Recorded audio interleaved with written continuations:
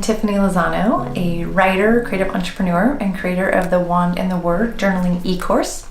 I'm so excited you're here. It's snowing outside. My son is laid up on the couch with a broken leg. I've got the whole family here today creating this video for you. So one of the first questions that we get is what kind of supplies we're going to need for this course. If you Google art journaling, there are a million techniques and YouTube channels with 500 million subscribers, and you need gesso and like drywall and all these complicated supplies. And so this whole course is about simplicity and ease. As a mom and a business owner, I don't have a lot of time. I love to journal, but I need it to be simple. So I've got you today here in my little home studio, and you can probably see my little art cart. You can get these at IKEA for $29. They're amazing. And this is it. This is like the extent of my supplies. And to encourage you about truly how simple this is, this little piece up top, it's kind of like a makeup tackle box. When my family and I were traveling, we were in a little Westphalia when my kids were younger, and that was my entire kit right there. That was all I had. And I was still able to do so many cool things.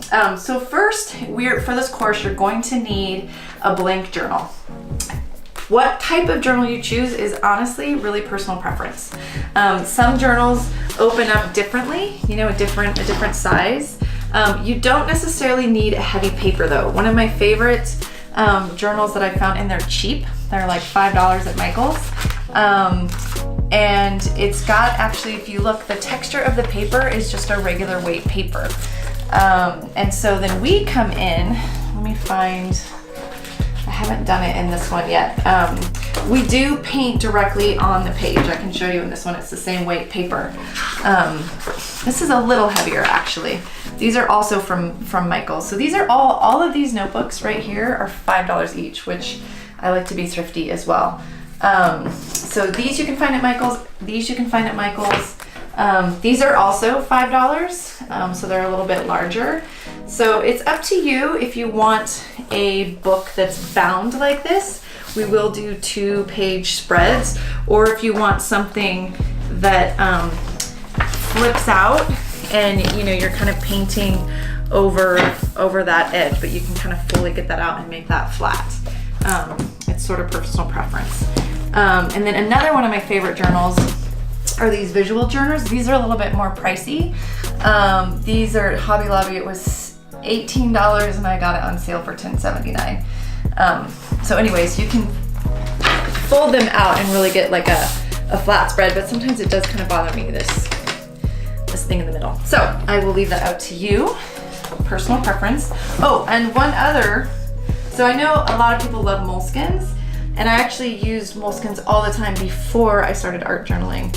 And so like the old pages that I have are just, old written in, but then I've come back and I've painted over some of the pages. But it's kind of a myth that you need this thick paper, because of course the Moleskine is a thicker page. One more actually, sorry, come on back. Again, this is thin paper.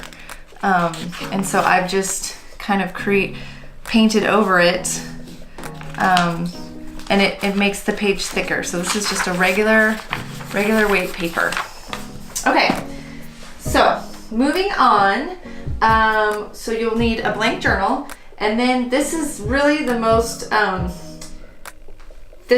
high-tech supply. It's just acrylic craft paint that you can literally find anywhere. You can find it at Michael's, you can find it at your local hardware store, at Arts and Craft, but they're literally like anywhere from like 79 cents to like $1.29 a bottle. And so you'll want to get a variety of colors that you like. They actually have starter kits as well that again are pretty inexpensive at Michael's. I think it was like $8 for a little starter kit. But you're going to want a variety of colors, and then make sure you also get black and white, and then like some light. This is actually one of my favorite colors. It's a what color is it called? It's like a nude. Anyways, it's like a cream. I really love this color. So make sure you get plenty of light, and then the black as well. Okay, another fun supply is these tapes. these, I think it's called washi tape. You can tell I'm not necessarily the most crafty person. But these are just a great way to tie our, all the different scraps of paper and things that we use in collage with. This is just a great way to tie all of that together. And it's simple. I am not a super talented drawer. Is that a word? Drawer? Is that a word? But again, I'm going to teach you all simple techniques. So those of you that are super artsy in the group, you're just going to be like miles ahead of the rest of us. But for those of you who think like you don't have a creative bone in your body, honestly, I designed this class for you. So just, I guess I could show you a couple of pages that I've done. So again, like I don't fancy myself a painter, although that's changing. I'm totally playing with paint these days. And we just create these really beautiful, so you can see the washi tape over here. It's a bunch of images I've cut out of magazines and stamped. I'll teach you how to make really beautiful backgrounds. Some pages look super polished and finished and some don't. Okay, so onto the supply list. You've got your paint. You do not need a paintbrush. If your kids have, like I raid my kids' art supplies all the time. I have their watercolor paints here, but you do not need a paintbrush. What I do need you to find is like old hotel key cards or gift cards, ski passes, even an old business card actually will do, but I need you to find an old gift card. Okay. And then another fun thing that we'll use, and a lot of this stuff you can find at the dollar store, transparent tape. If you can track down some transparent tape. So either a glue stick, or I've been using this, again, this is from the dollar store. So it's this adhesive spray, that's kind of fun, or this Mod Podge. Optional, all you really need is a glue stick. I'm telling you, everything you need, you can honestly probably find it in your kid's backpack. Scissors. And then this is the fun part. So you're never gonna look, there's actually a special name, I don't remember it, for paper scraps.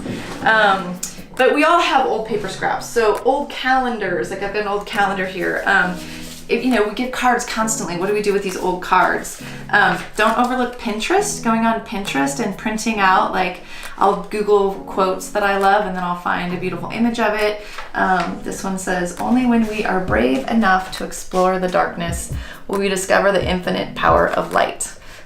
So again, this course is designed for people who think they are not creative. We just collage things together and it's super fun.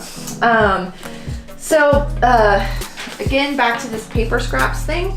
Just want to give you some ideas of things to be gathering between now and March 5th. March 5th, is that the day we start? It's a Tuesday.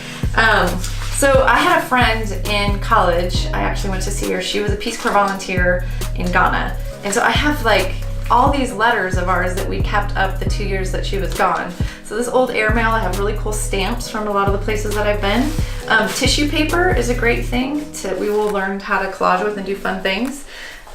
Sheet music, old sheet music. Like seriously, just go down to the thrift store and have a great time and you'll probably spend $5 and come home with a million little treasures. What I use, if you have them, you can find something else. This is just what I use. Behind my pages so that I don't make a mess. Again, I've always worked in a really small space. I used to do this on a little fold-out table in my Westphalia bus. So when I'm creating a page, I put this behind and again, you can buy a pack of 10 of these at the dollar store for $1. And then that makes sure so I don't have paint everywhere, all over everything that I'm doing. So yeah, start gathering your paper scraps, sheet music, cool, old greeting cards, calendars, stamps, old photos of yourself. And then this is completely optional, but I do love doing them. There's something really meditative about stamping out a quote that you love. I got these, if you look in that front section at Target, it's like everything's $3 or $5. The most expensive thing I think is $7. They oftentimes have little stamps. And so that is a fun thing to do. Of course, Michael's will also have it, Amazon, whatever, your local bookstore, whatever. But letter stamps are a really fun way, and I will talk about using those, but again, it's optional. So basically that's it. I really want you to, old wrapping paper. That's another fun thing. Like I'm telling you, I want you to challenge yourself to really just look around your house. Like the paint may be the one and only thing that you would have to go out and purchase. You might not have acrylic paints laying around your house. And then again, optional, but I really love them. They're so simple, are these super fun washi tapes. And again, those come in like a pack of like 6 or 7 at Michael's. And again, those are optional too. But I really want to challenge you to look around your house. Aside from the journal and the paint, you should have probably everything you need lying around your house. If not, a quick trip to the thrift store will have you with lots of treasures to get started. So that's it. I'm super excited to get started with you guys on March 5th. Most of the videos are done. We're still putting some finishing touch on some of the tutorials. Because we're running this live and you guys are coming in, I'm super excited to be able to include your questions and feedback into what we're creating. So I'm glad you're here, and I'll see you on Tuesday, March 5th. Thanks.